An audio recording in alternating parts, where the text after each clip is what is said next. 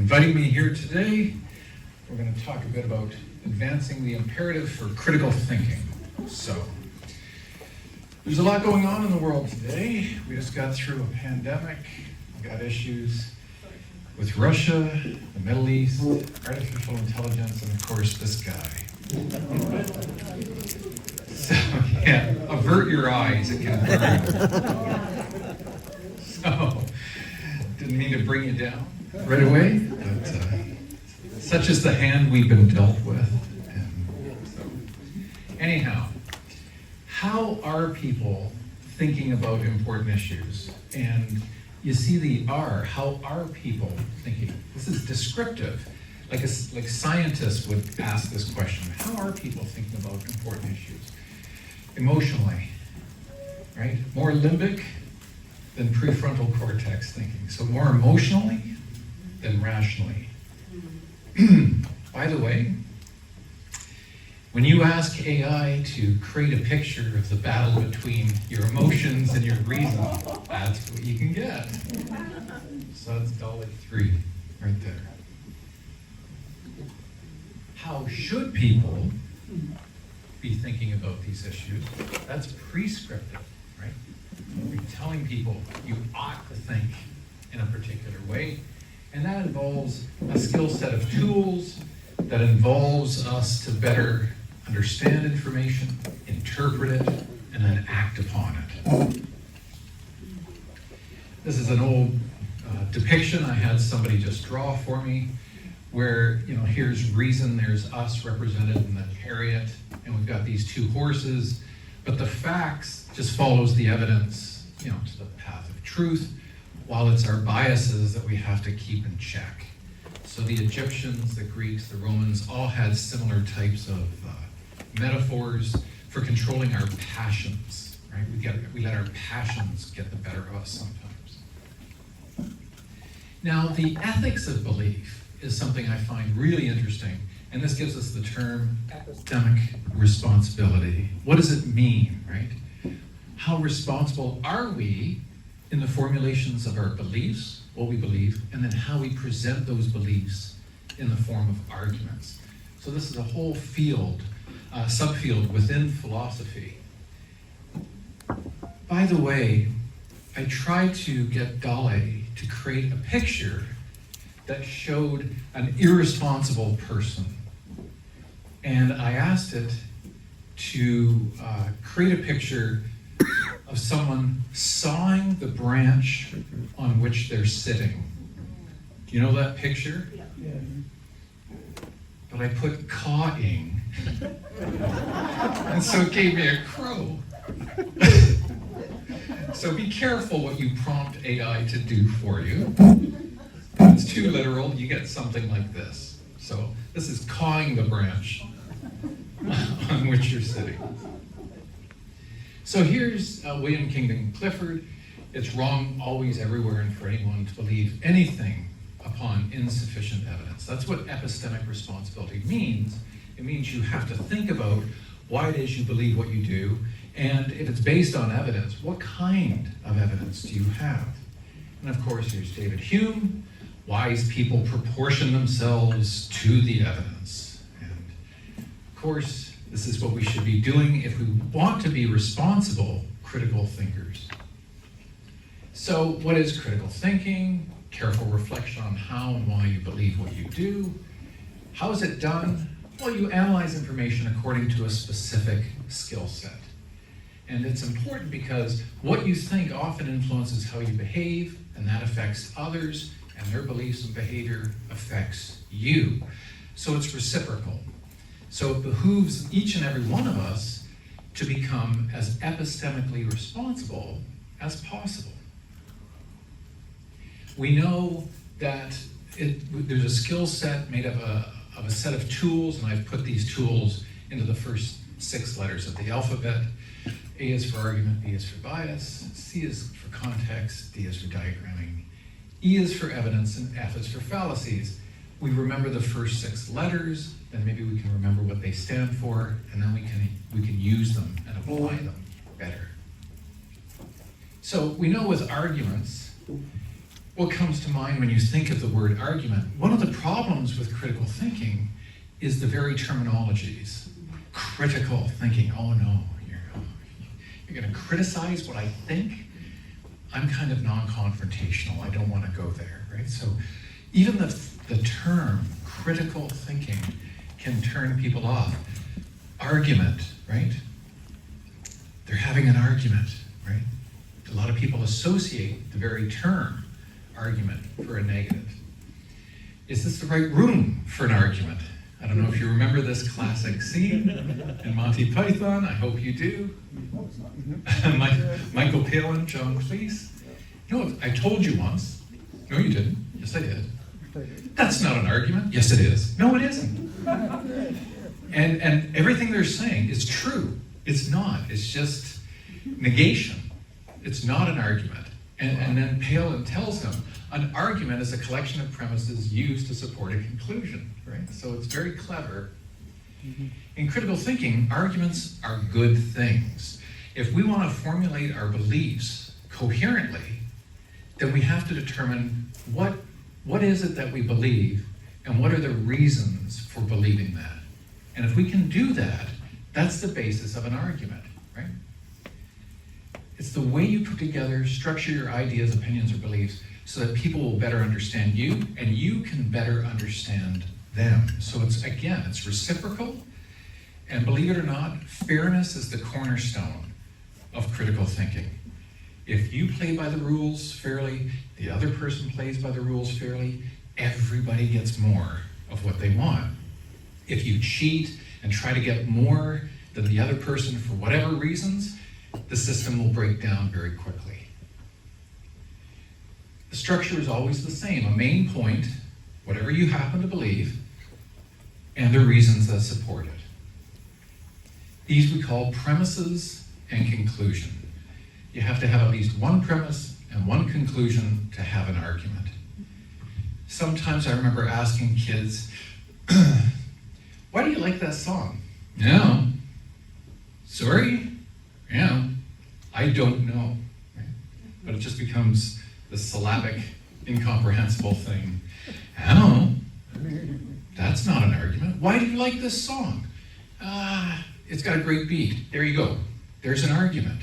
You like the song because it has a great beat. That's all an argument really requires, and yet the majority of the population of this planet doesn't know that. And it's not taught. Right? You all realize the moon landing was a hoax. Some people believe this to be true, and they have reasons for believing it. And for some reason, lately, Joe Rogan is pimping this idea. And I'm not sure why. 911, right? Some believe it was a cover-up, it was a government conspiracy. We all know vaccines cause autism, right? All arguments take that form, right? I believe X because of A, B, and C. And A, B, and C are just your reasons or premises for believing X. So whatever you think, unless you can formulate what you think into arguments, you really just have kind of unjustified opinions. And that's okay if you're just chatting back and forth, or you're on a talk show or something like that. Yeah, people don't have to take it too seriously, whatever. But if you want to be heard, if you want your ideas, your thoughts, the things you hold dear and you cherish, then it behooves us to formulate them into a structure that's called an argument. So think of a house, right? All arguments have this form. Conclusion is your roof, your walls are your reasons or your premises, and your foundation is made up of universal criteria. What universal criteria? The mother of all. You're not going to leave this event and tell your friends and family, at DeCarlo, he was so inconsistent. I liked him. I like that inconsistency. We don't value it. In fact, one of the reasons why we're not huge fans of the great orange horror to the south of us is because he's inconsistent. And when things are inconsistent, they are dangerous and they make us feel really insecure because we don't know what's going to happen next. right? So our shoulders are up around our ears wondering what's going to happen next. So we pride ourselves on being as consistent as possible in our arguments. And if they are, those walls remain solid and that roof stays up. The same with simplicity. Some people maintain 9/11 was not caused the way it has been presented to be caused, but was an inside job with lots of bombs inside of buildings, and so what they're doing is they're multiplying entities beyond necessity and violating Occam's razor. If the simpler explanation works, then until some other evidence comes along, we were epistemically responsible to believe the simpler explanation. Reliability. If you only get your information from a single source, like Fox News or any other source, you may be holding yourself off from other perspectives. We have to assure that the information we get comes from reliable sources. And they have to be relevant. You can't just say anything, right? Donald J. Trump just attacks his opponents. He calls them names. That's entirely irrelevant to what they believe and what their policy ideas might be. And sufficiency. You have to have enough walls to support that roof. If you believe Bigfoot exists, wonderful. That's great. Oh, you want me to believe that? Well, you better have a sufficient number of premises. As Carl Sagan said, extraordinary claims require extraordinary evidence. And that means it better be sufficient. The bigger your claim, the better and more sufficient your evidence should be. If your premises fail to satisfy that foundational criteria, the walls weaken and the roof falls down. And a lot of people don't like this, right? We cherish our beliefs. We like our arguments, and we don't want them to come to ruin. But the fact of the matter is, all of us have probably had beliefs that we were just wrong about in the past. So maybe you have to rebuild. There's nothing wrong with that. And we have to let kids know there's nothing wrong with this. This is how you learn, right? You rebuild and you learn and you have a new house and it becomes stronger, right? What about biases? Well, this is how we're influenced in order to understand and act on particular types of information. Right? These influence how we and everybody in here sees and understands the world. And there's no such thing as being unbiased. If you ever hear news agencies say unbiased, no, it's impossible. Less biased? You can. But unbiased? Impossible. All of us are biased. Every plant and animal on this planet is biased. You can't get away from it. Was Donald Trump a good US president? Will he be again? How you answer this is the result of your current biases. Right? Think about it. Look in the mirror and ask yourself, how have I been biased biologically? And there are plenty of them. And how have I been biased culturally? Because we can't get away from any of these. By the way, if it helps, the reason why you feel the way you do about Donald J. Trump is because he's a grandiose, malignant, narcissistic sociopath. That is a descriptive definition of him as a human being. He has genes and psychological capacities raised in an environment which forced him to compete against his own siblings. Don't be surprised for him to act in ways that are not empathetic to others. He literally can't do it. If you live with somebody with NPD, narcissistic personality disorder, do you know what psychologists tell you? Get out. They'll never change. They're psychologically predisposed and genetically predisposed to be like that. This might make us consider in the future, to whom do we want to hand over the keys of the country to, right? And it's not to say we're going to discriminate because of how you were born and the way in which you were born, but we should understand that this does influence people's behavior considerably. And we'd be best to understand how people are biased. And then finally, for the ABCs, we look at context, time, place, and circumstance. This is very important because they form us background information, right? To allow us to more fairly assess information. If at the break you walk by somebody and they said, the roof is on fire, you might be a little worried until you found out it was a song by a particular band. So we have to identify context. Otherwise, we might judge and react unfairly and too quickly to somebody's views and create or generate a false argument, a straw man argument. And that's not fair. All of language has context. It's embroiled within it about how we're feeling and what the setting is in which these types of interactions take place.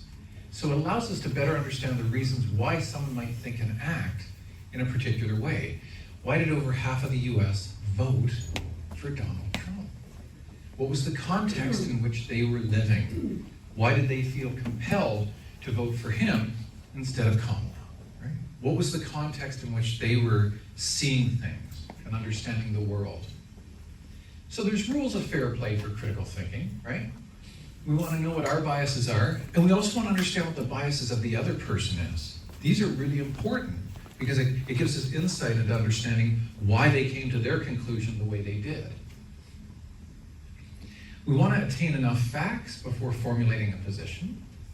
We want to acknowledge the context in which those facts occur. So we can say, conditionally, right now, all things considered, with the information I have, this is what I now believe. I might change that view should new evidence arise, but right now, this is what I believe.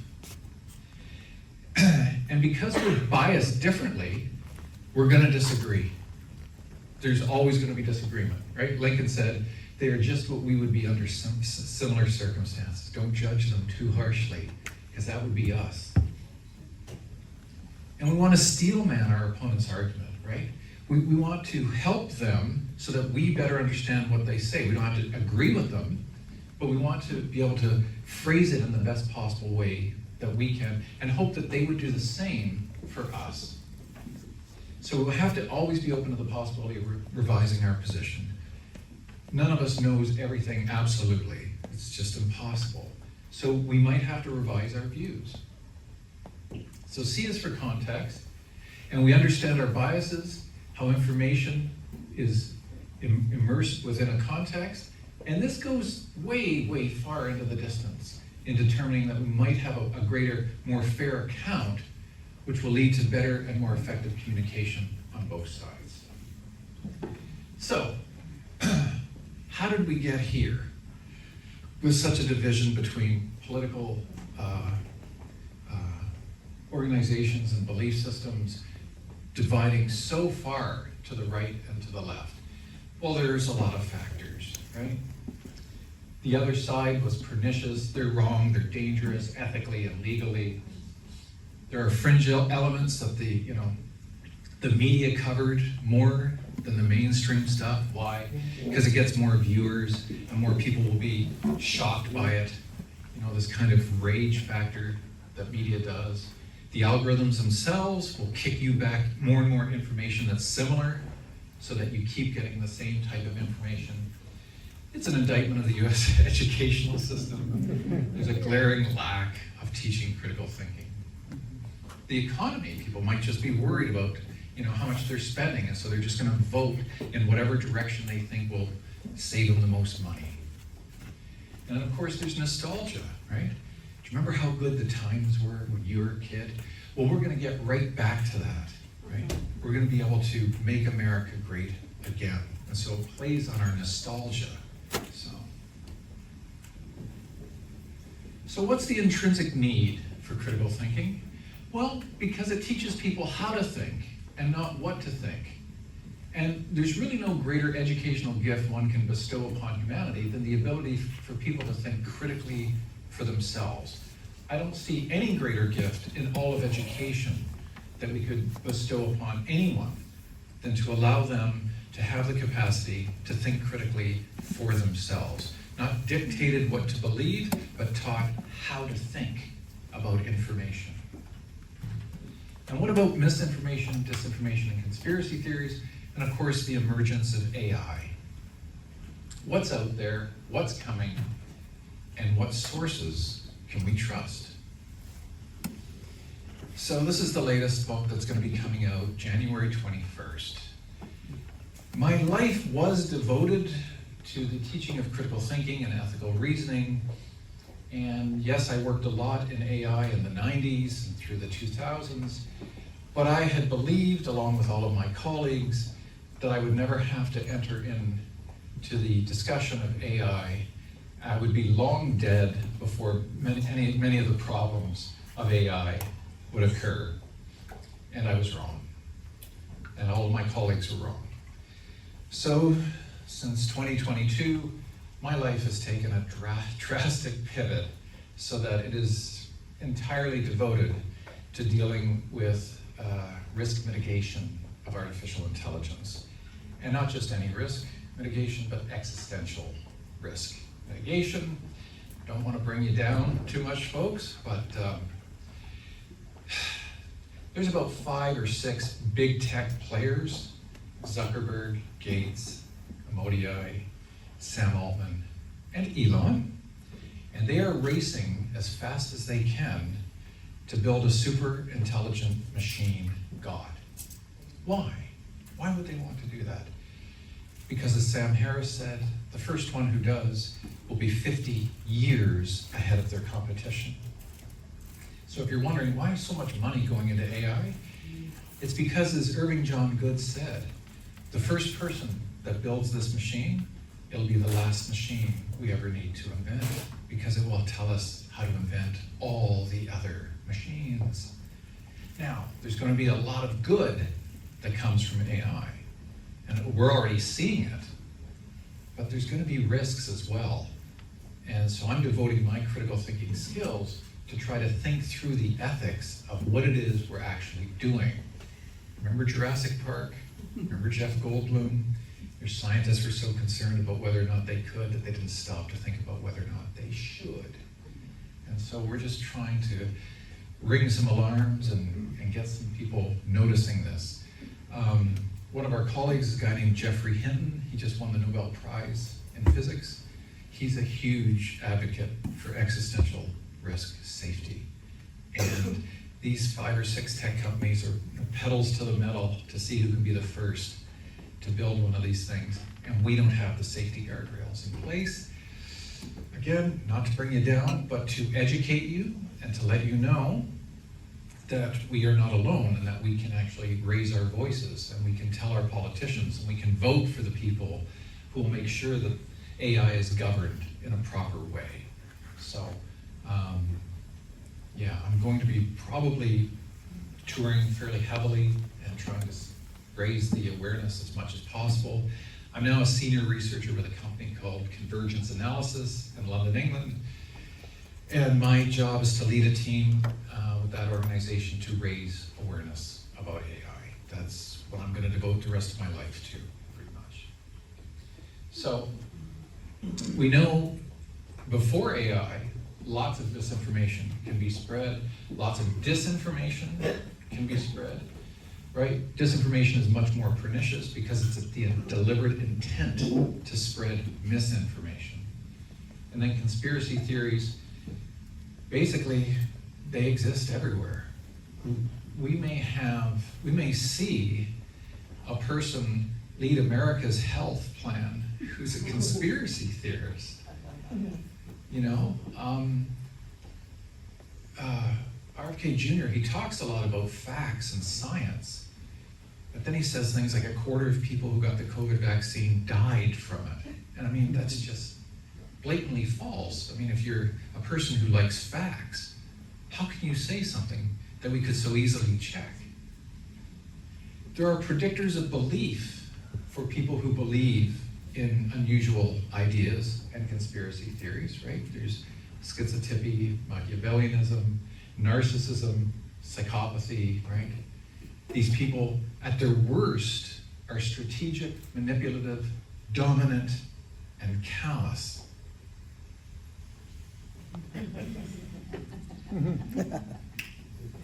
Whether he's really a conspiracy theorist or he just uses it, I don't know. I don't know. But he certainly has in the past. The reason this man is so dangerous is because Plato, Aristotle, and Socrates warned us that there's nothing more dangerous than somebody who's unreflectively ignorant. We can be reflectively ignorant, which is, I know I don't know. He doesn't even know he doesn't know. Do you know how dangerous that is? Right? So, all of us are on drugs. There's no question about that. Our brain is a 3-pound hunk of electric meat that satisfies us and bathes us in endorphins and enkephalins and neurotransmitters like dopamine and serotonin and vasopressin. So what happens is we tend to do things that get us high. We eat, we have sex, we join groups like this, we listen to speakers, and this gives us a bit of a zing. So we're all on drugs. The problem with that evolutionary adaptation is that sometimes conspiracists, they see themselves as being critical thinkers. They think they're doing the hard work and that us sheeple are not getting it. So they're getting high and they're elevating their status in believing that they have privileged information. Dangerous combination, right? So know what you're dealing with. I use conspiracy theorists here because they're amongst the most difficult to have a conversation with, right? And some of you will have them in your family. They have split up households. After COVID, I'm not kidding you, right? We're just on the other side of COVID. I have 3 close friends, bright people. One is now a vaccine denier, right? The other is a chemtrail believer, and the third is a flat earther with a 4-year degree from Waterloo, just down the road. And you have to say, how is this possible? You sit in front of your screen during COVID, right? In front of your computer 10 hours a day, you get sucked down some rabbit holes, right? I interviewed Mick West on my podcast. He talks about this at length. But if they're the most difficult to reach, then if we can reach them, we should be able to reach just about anybody else. So how do we reach a conspiracy theorist, right? By the way, what's going on in our brains is what Amy Farrah Fowler calls the thrilla adjacent to the amygdala. And if you were into neuroscience, you'd be rolling on the floor laughing. We're not. That's a great joke. So why? Why are we here, right? Well, there's a diametric process at work. We saw in the last 20 years the demise of journalism and journalistic integrity, right? The first place in history I could find, in American history, was in a 1972 episode of the Mary Tyler Moore Show, where they go up and talk to the station manager who wants the news to be more entertaining. And what does Lou say to that? News is truth, Jack, and I'm not going to make it into something fake. 1972, the first reference of fake news that I could find in American media was there. And we've watched the news change, right? In the 80s with MTV, Big Hair, and CNN, right? We watched the news change before our eyes. We lived it. In case you're wondering, about a dozen or so billionaires own most of the news agencies in the world, just so that you know. And they control what we see. It's the way of the world. So then we then have to take the initiative, right? To be forewarned is to be forearmed. So we have to know what's going on in the world and understand how we get our information. Along with the demise of journalistic integrity, and it's not as though there aren't great journalists out there, there are. They're just out of jobs because of this, right? Why would you want to listen to Walter Cronkite when Kim Kardashian is telling me what to do? Like, that's where I get my information. So there's a lot of news deserts now.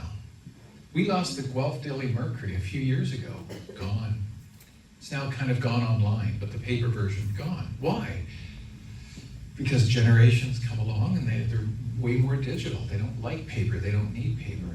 And this has created a lot of news deserts, which allows basically city councils to get away with a lot of stuff because it's usually the journalists, asking them questions, holding them accountable for the decisions they make at the municipal level.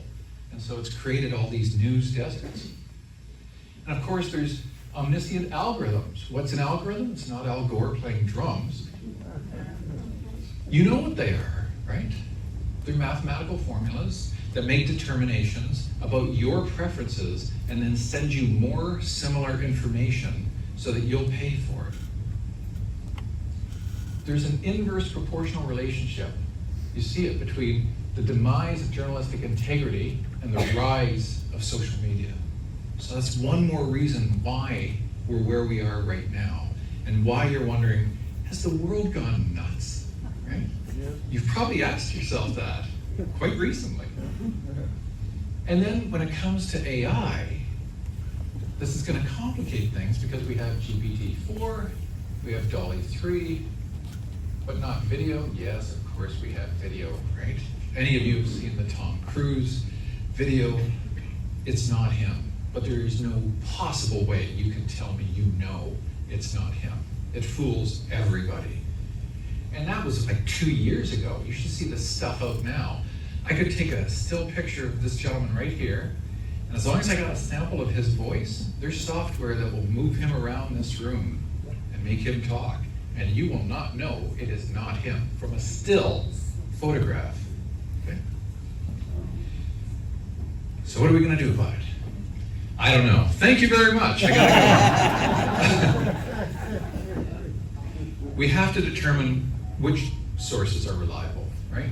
So, bing, bing, bing, bing, bing. I sound like Trump. Bing, bong, bing.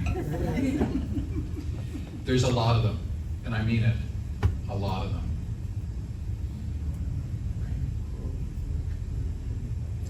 Bellingcat, those were the folks that helped Navalny determine who poisoned him. I don't know if you saw that documentary. If you haven't, please watch it. CNN, Navalny. They actually used the dark web, Bellingcat, to find out likely people who had access to the poison that was used against him. And Navalny ends up calling him personally. Like, you gotta see this documentary. It's incredible. But there's a lot of sources, right? There's a lot of sources, so don't despair. I'm here to put an optimistic spin on all of this. We can forearm ourselves. Here's an article I wrote for Humanist Perspectives, Empowering Yourself Against Misinformation, Disinformation, and Conspiracy Theories. Every one of those links I just showed you is live in that article. So if you want access to those resources, just go to this article. Down at the end of it, all those links are live. And you can just click on them and they'll take you directly to them. This is Humanist Perspectives, issue 225. If you're wondering where to find it, Humanist Perspectives 225, August 2nd, 2023 it came out. And then to finish up, if conspiracy theorists are the most difficult people to talk to, how should we talk to them? Why should we talk to them, right? Why are we wasting our time with them? Aren't they kind of nutty and out there? Yeah, they might be, but they're also our friends or our relatives, right? Our spouses. What are we gonna do, just abandon them?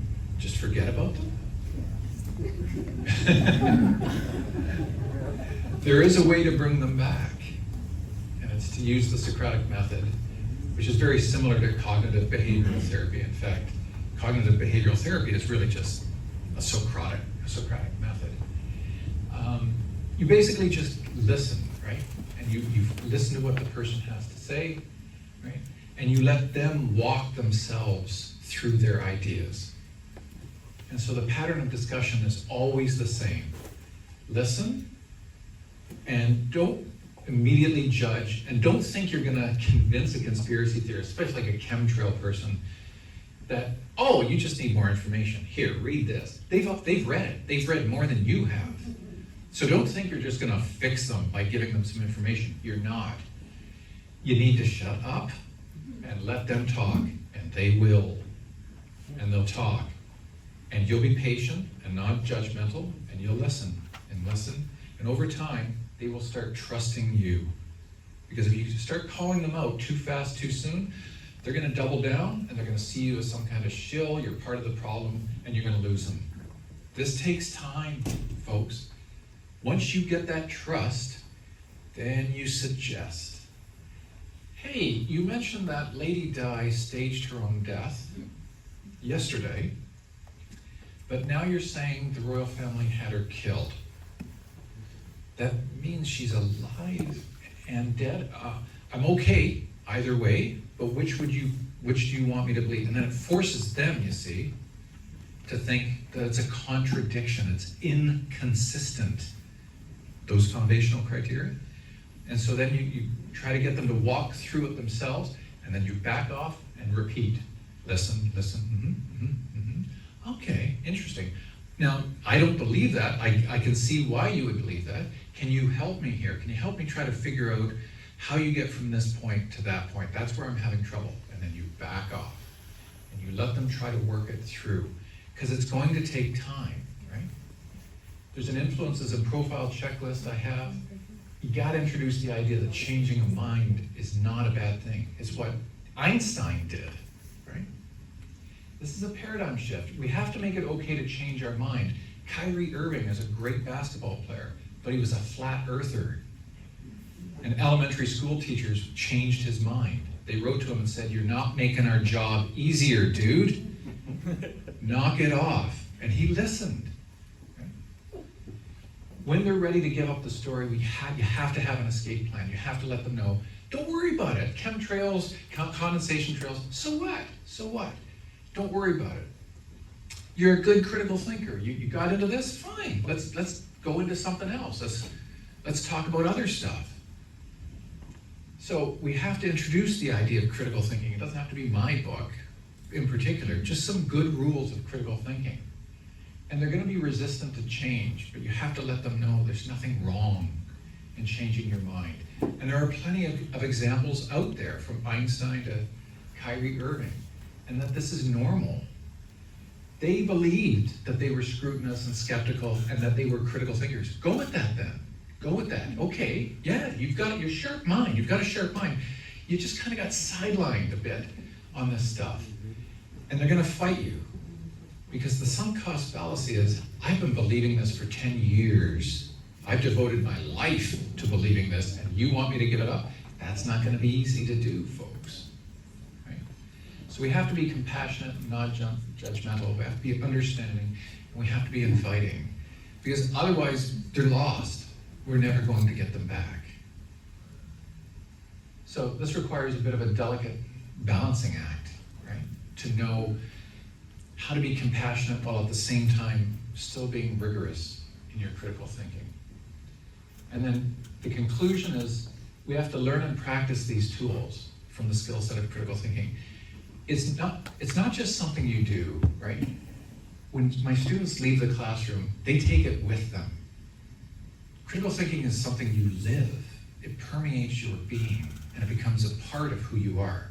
So that all information that comes to you now is through a lens, a more careful, critical, rational lens of critical thinking. So advocate for it. If you think it should be taught in the school system, let's figure out how we're going to do that, right? We can put together initiatives. We can try to get pilot projects happening again. And for specific issues, AI risk mitigation, climate change, whatever, you have to make sure you develop good arguments and utilize a network for effective communication. And I think if we can practice these, get them to be part of our lives, I think we're well on our way to advancing the imperative for critical thinking.